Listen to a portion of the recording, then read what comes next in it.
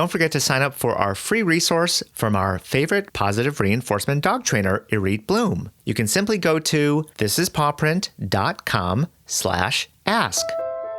My name is Vanessa Schott, and if I could be any animal, I would be an orca because they're amazing creatures and they're really smart, and I get to swim around in the big ocean and be like, top of the food chain. That'd be great. This is Paw Print, an animal rescue community. Episode 57. I'm Harold Rhee. And I'm Nancy Rhee. Today's guest is the talented Vanessa Schott. Vanessa is an entrepreneur and artist in the San Francisco Bay Area whose dream is to start her own animal rescue. Vanessa shares some of her own journey along with 2 rescue stories, Minnie, her Shiba Inu mix, and Bellatrix, a Doberman who was in very poor shape when Vanessa found her. If you want to learn more about Vanessa and see a photo of her 2 dogs, Minnie and Sally, go to our show notes at thisispawprint.com/57. That's the number 57. I'm an artist by trade, and I've recently discovered my love of dog rescue that I've been doing for the past 9 months. Yeah, that's basically what I do, animals and art. What kind of art do you do? I'm on my 2nd series now, and it's basically just a mixture of alcohols and calligraphy inks, illustration inks over plastic and different mediums. And I have a greeting card line that is picked up by a couple stores here in San Francisco locally. That's doing very well, and get some commissioned art pieces from that series as well. And before that, I did fluid abstract, which is like acrylic pouring, very fluid. I have them on my website for people to take a look at as well. How long have you been an artist as a living? About a year now, and I'm very fortunate to be able to be an artist living in San Francisco at this time because it's very expensive here. So I'm very grateful that I get to do what I love in all aspects. How long have you had your passion in art? Ever since I was a little kid, but I went to school for communications, mostly because I didn't really know what I wanted to do, but I was always a very creative kid. And as I grew up, I just became more creative and trying to find, places where I could make that work in a work environment. When did you discover your passion for animals? As a child, I never really got to have pets for too long. My mother would always end up kind of getting tired of them in a couple of years, giving them away and then getting a new puppy or a new kitten. I always really felt bad about that when I was a kid.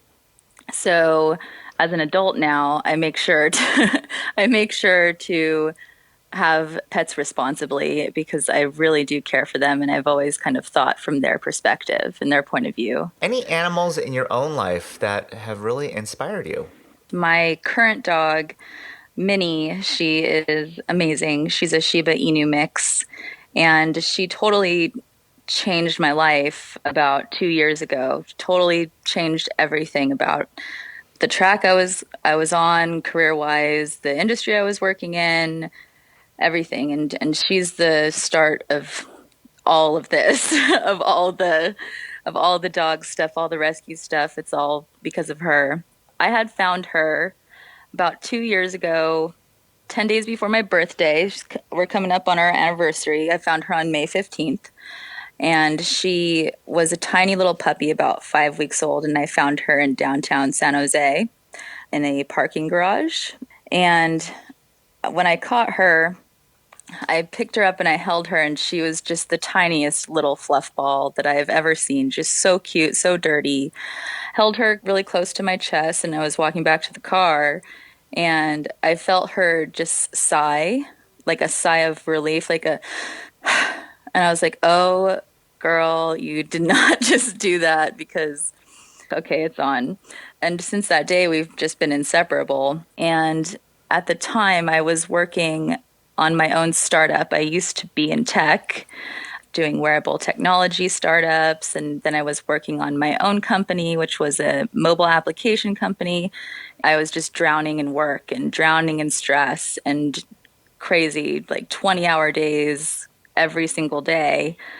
Being a founder, you kind of have to do that. So that was my life for almost a year before I found Minnie. And then as soon as I found Minnie, I found myself really enjoying the time that I spent with her because she needed to be taken care of. It brought me back from the edge, really. It put me back in touch with what's really important. And that's, the love of, a little creature, and then being able to reconnect with my friends and my family in a way that, was less cold than I had been because I was so preoccupied with work. She's just become an amazing dog, and she makes everybody who sees her smile. She makes everyone happy to see her. People have called her gorgeous, beautiful, super dog.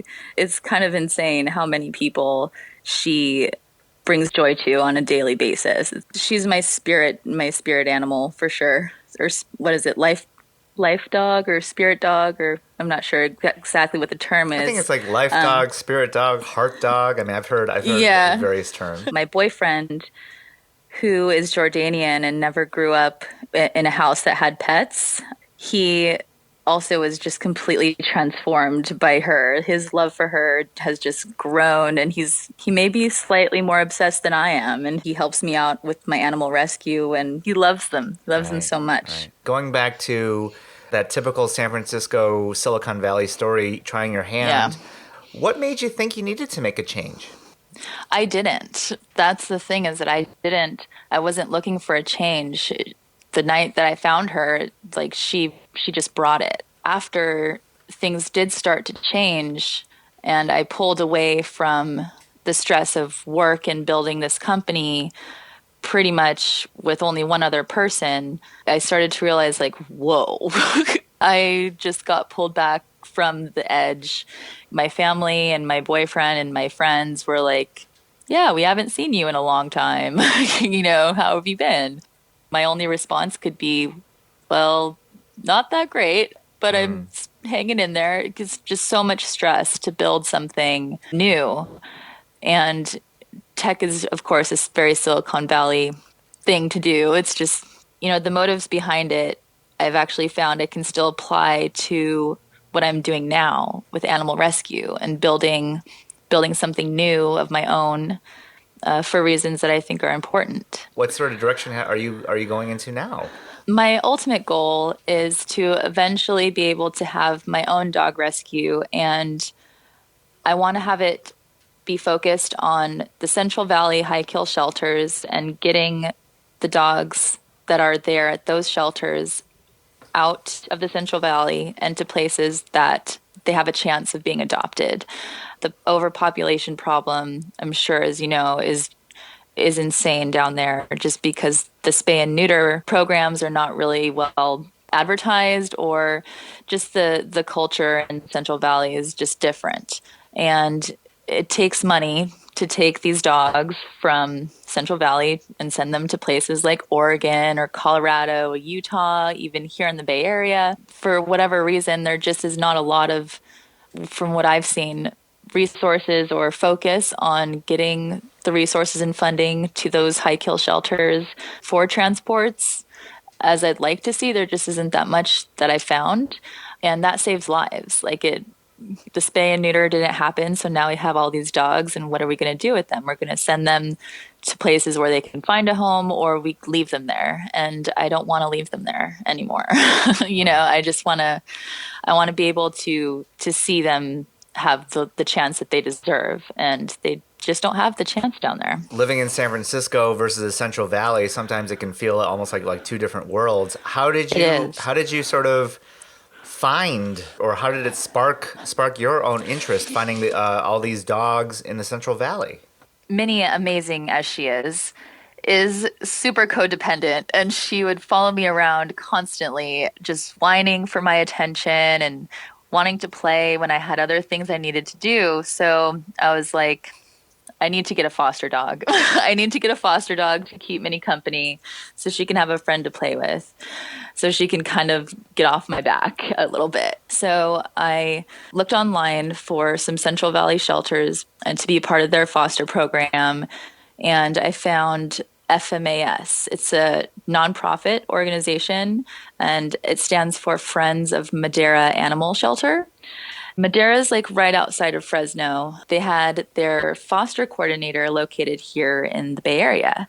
What he would do was find foster homes for the dogs down there and arrange to have them brought up here and try to get them adopted out here. So he was doing that effort on his own. So I got in contact with him, and he interviewed me on the phone and, felt I was a good fit. And then he said, well, what kind of dog do you prefer? And I was like, just send me anything.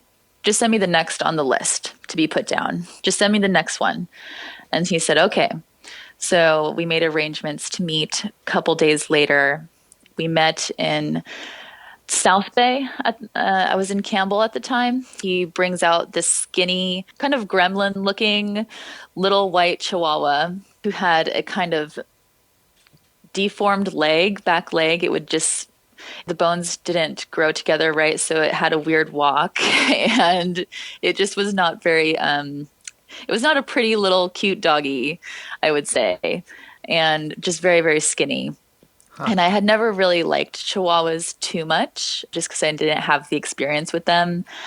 And I was like, great, it's a Chihuahua. Okay, that's fine. I had her for a month, and in that time, she just transformed. She just totally blossomed. She changed my thoughts about Chihuahuas. She taught me a lot about training different dogs, because when Minnie was a puppy, I read so many books, went on the internet, just kind of for 5 days, just took in all the information I could about dog training so I could train Minnie.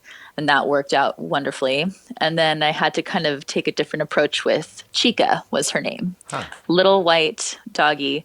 She was very food aggressive, which was not something Minnie had ever really dealt with before in her home. And she would resource guards if I'd throw a ball, and Minnie went after it. Chica would attack her, like literally attack her, this tiny little thing. I would have to peel off of my dog, who's just, why is this happening to me?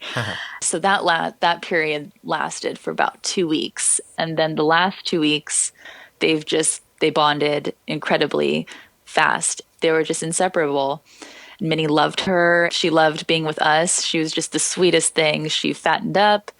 I started giving her supplements for her leg because it would pop a lot when she was walking. And so I started giving her some joint supplements, and that started improving. She got all fluffy. I gave her a bath. She was a beautiful little snowball by the end of it. By the end of that 30 days, she was a different dog for sure. And she ended up going to a wonderful home, the perfect home for her. She ended up going to be the companion animal or emotional support animal for a 16-year-old girl. They renamed her Chloe, and I get updates about her every once in a while. She's a fat little happy girl now, and everyone's really happy. What a beautiful story. Yeah, that was the first one, and then I've just been on the animal rescue train ever since, and it's just kind of snowballed. How many dogs have you fostered? I failed on my second one. Oh, okay. So I have 2 dogs now. I failed on the second one, and she was just a horrible story. Oh my gosh. But I've had a few different animals in my care, not for permanent, like being an actual foster. I was more like a foster, I guess, because since my foster slot closed, I just started exploring other ways that I could help. Okay. Because I didn't want to stop helping. I loved the feeling I got when Chica got placed. It was just the most amazing kind of proud moment and happy for you moment that I've ever really had, because I knew that this dog was alive because of me. And doing dog training and really educating myself on positive reinforcement methods and focusing on communication between people and their dogs and teaching other people how to communicate with them effectively, it strengthens that bond. And then it's just a whole different level that people can get to with their pets. I missed Chica when she left, when she got placed. But the way I dealt with it was to offer to meet up in a couple of weeks or a week or whatever, after they adopted her, to kind of go over any sort of dog training tips that they might want to work on. And that was a great way for me to be able to follow up with them and make sure everything is going well. And When she saw me, she ran up to me and she was like, "Oh my God." She basically climbed up my body. She was so excited. But at the end of it, half an hour, she looked at me and was like, "Okay, bye, Vanessa. I'll see you later. Love ya." And then like ran off after her own family. Right. And that feeling right there. Now I don't miss her anymore. Like I know that she's okay. Now that you don't necessarily formally foster, since you have two dogs of your own, how else do you help out? Being pulled in so many different directions right now.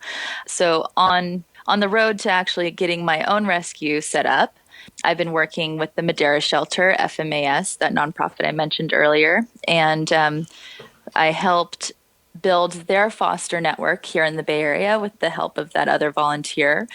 And I've now they used to do once a month large scale adoption events in the Bay Area with their dogs.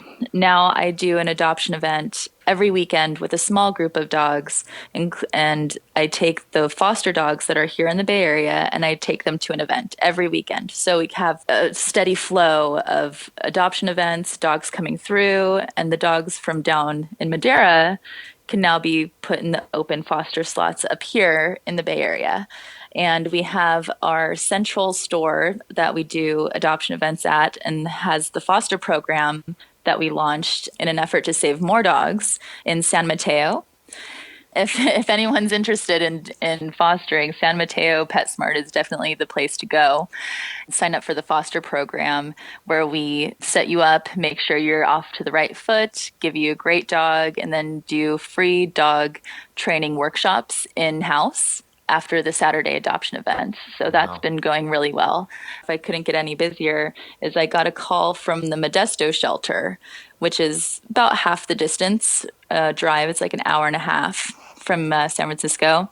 So every couple of weeks, I have found myself actually going to the Modesto shelter and pulling a small group of about 3 to 5 dogs, bringing them back here to the Bay Area, putting them in foster homes here.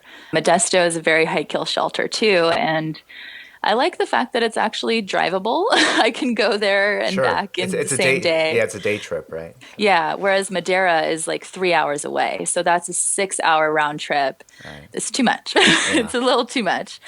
But I get to go down to the Modesto shelter and kind of help the dogs that are truly out of time. That's basically what I do, telling people that my end goal is my own rescue and just hoping that I get there, and the help that anyone can offer is always good. Well, thanks for being such a hero. When when I hear that you've tried out the startup world and you're now super involved in the animal rescue world, if there's one thing that brings those two things in common is the potential for burnout, right? It is a potential to just overplay it and get exhausted. How do you try to deal with that?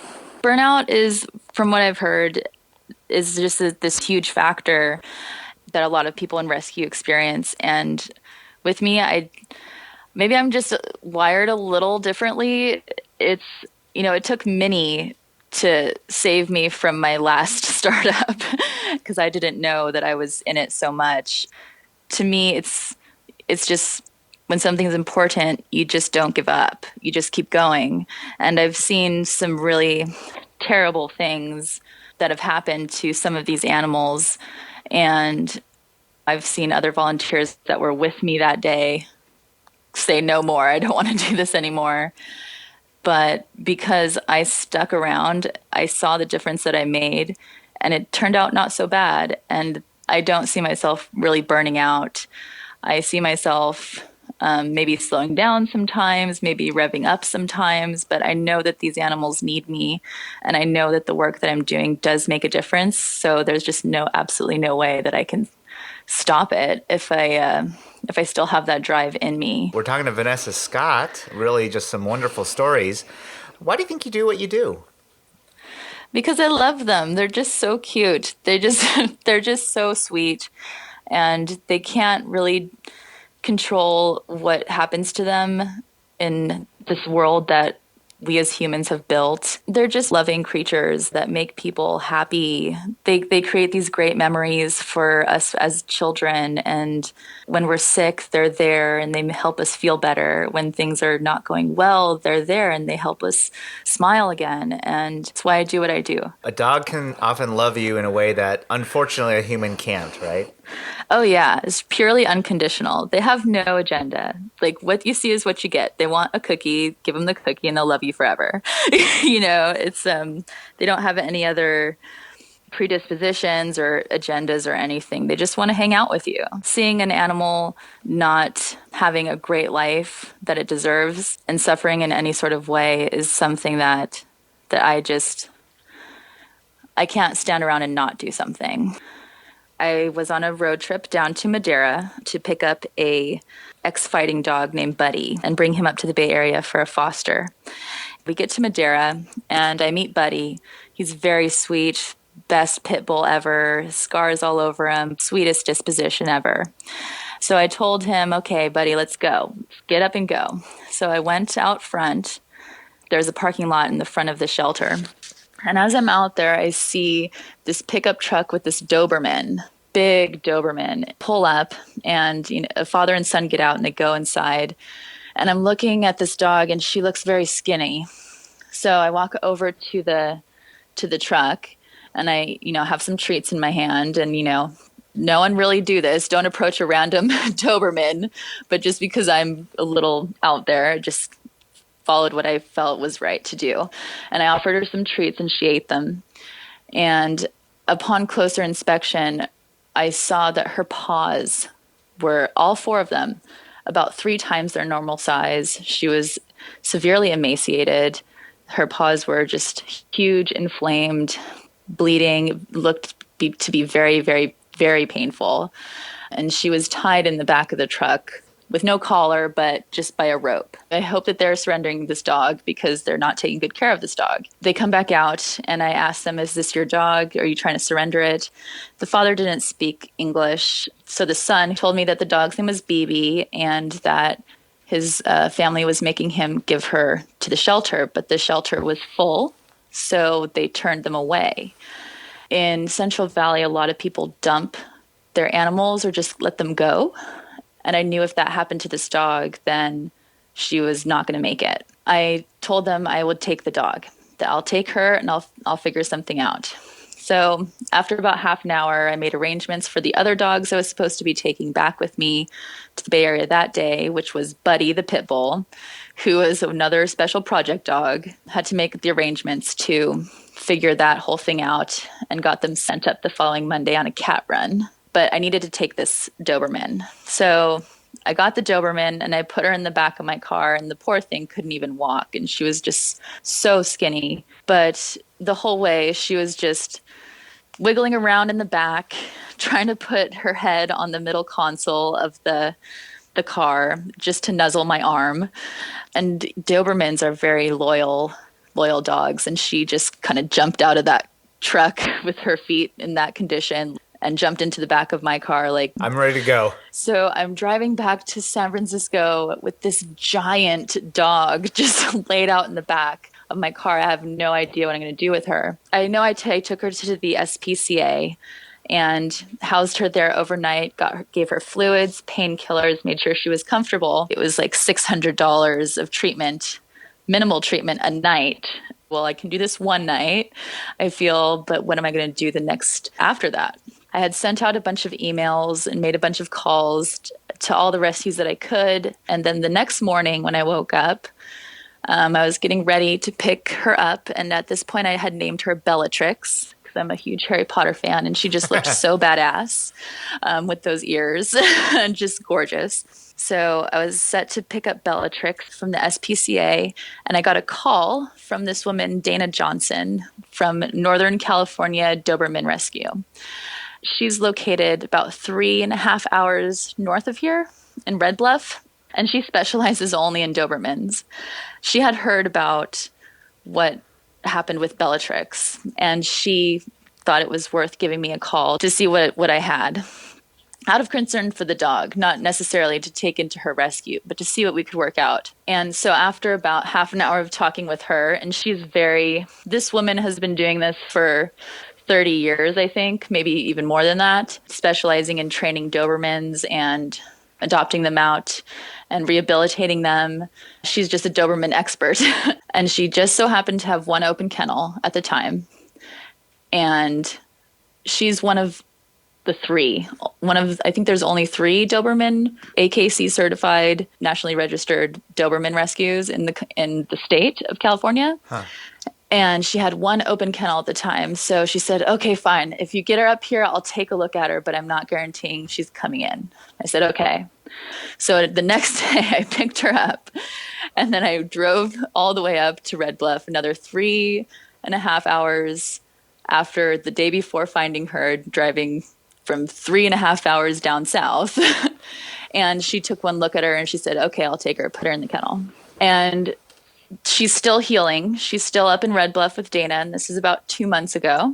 And she's gained weight. She's a good girl. She's healing. They're fixing her paws, and she'll be ready for adoption and finding her own forever home in, I think, a few months now. And for Bellatrix and myself, this totally just fell into place for her. Life is made up of interruptions, right? Yeah, life definitely is made up of pleasant interruptions. What are the best ways to look up the various organizations you work with and to look you up? I have my website, vanessaschott.com, and I've just redone my website. So the dogs that I have with me that are currently available for adoption are on that website, and then my art is there as well. Have it all nicely segmented up. And then you can also get involved as well and support the Madeira Transport fundraiser. We do every month. It's called 100 Dogs in 1 Month. Yeah, and we have a Facebook page for that. And that will link you to our GoFundMe page. So the GoFundMe donations that come in are used only for the transport for dogs out of Madeira to places like Oregon, Colorado, Utah, and here in the Bay Area. I think our first one, we shot for 100 and we hit 168 for under $1,000. You can just go on Facebook and search for 100 Dogs in 1 Month, and same title as or on GoFundMe as well. And you want to maybe spell your name out so people know how to find you? Vanessa Schott, VANESSA SCHOTT. All right. .com. All right. Mm-hmm. Thank you. If you could wave that magic wand and change something about animal rescue, what would that be? That more people do it. One person can make a difference in so many animals' lives. And I know this just by me operating as like a solo rogue warrior of animal rescue. You can make all the difference. And you can just start with fostering, as I did. Give it a try. Just open your hearts and homes. We want to say thank you to Vanessa Schott for sharing her story. And in case you're wondering, Bellatrix the Doberman continues to heal and recover at Dana Johnson's Northern California Doberman Rescue. If you want to learn more about Vanessa and see a link to her Hard Luck Hounds Facebook page, go to our show notes at thisispawprint.com/57. If you'd like to nominate someone to be a guest on Pawprint, simply email us at thisispawprint@gmail.com or go to our contact page, thisispawprint.com/contact. If you'd like to listen to more episodes of Pawprint, you can find us on iTunes at thisispawprint.com/iTunes or on Google Play Music at thisispawprint.com/Google. Make sure to subscribe to get the latest episodes immediately. If you'd like to meet me or Nancy on social media, Facebook, Instagram, or Twitter, look for This Is Pawprint, all one word. We want to say thank you to all of our listeners for sharing Pawprint with your friends and family. And we want to welcome listeners from Orange, Connecticut, Hayward, California, and in Sweden, Lula. Remember that you spread a positive message of love and peace by saving an animal. Have a great day, everyone, and see you next time with another great guest on Pawprint. Pawprint is a production of EVER Education. You can't handle the truth.